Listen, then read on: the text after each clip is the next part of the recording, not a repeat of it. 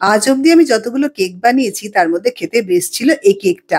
একদম হেলদি একটা কেক কিন্তু খেতে পায় পাম কেকের মতো।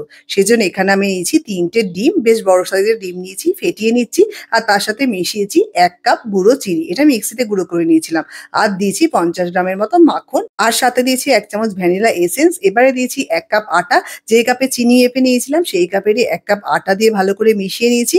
এবারে একটা বাটির মধ্যে চাল কুমড়োর মোরব্বা ১০০ গ্রাম ছোট, ছোট টুকরো করে কেটে নিয়েছি আর তার সাথে মিশিয়েছি বেশ অনেকটা খেজুর, এটাও টুকরো করে দিয়েছিলাম। আর ছিল কিশমিশ। সবগুলোকে ১ চামচ ময়দা দিয়ে ভালো করে মাখিয়ে রাখলাম। এতে এটা গায়ে, গায়ে লেগে যাবে না। আর ২ টো গাজর আমি এখানে চপারে একদম কুচি, কুচি করে চপ করে নিচ্ছি। এবার সবগুলোকে মিশিয়ে দিচ্ছি ওই ব্যাটারের সাথে। মানে মোরব্বা, খেজুর সবগুলোকে একসাথে ভালো করে মিশিয়ে ব্যাটারটা রেডি করে রাখছি।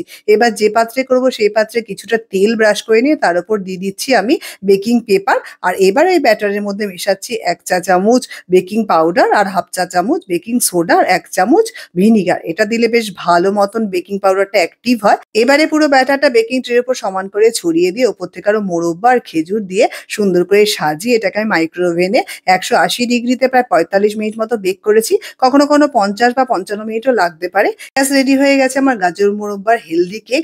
দেখতে কি সুন্দর হয়েছে দেখতেই পাচ্ছ। কালারটা দুর্দান্ত এসছে। বেশ একটা কমলা রঙের কালার। আর খেতে তো অসাধারণ হয়েছিল। ভেতরে প্রচুর পরিমাণে খেজুর, মোরব্বা, কিশমিশ ছিল। তোমরা অবশ্যই ট্রাই করে দেখো আর জানিও।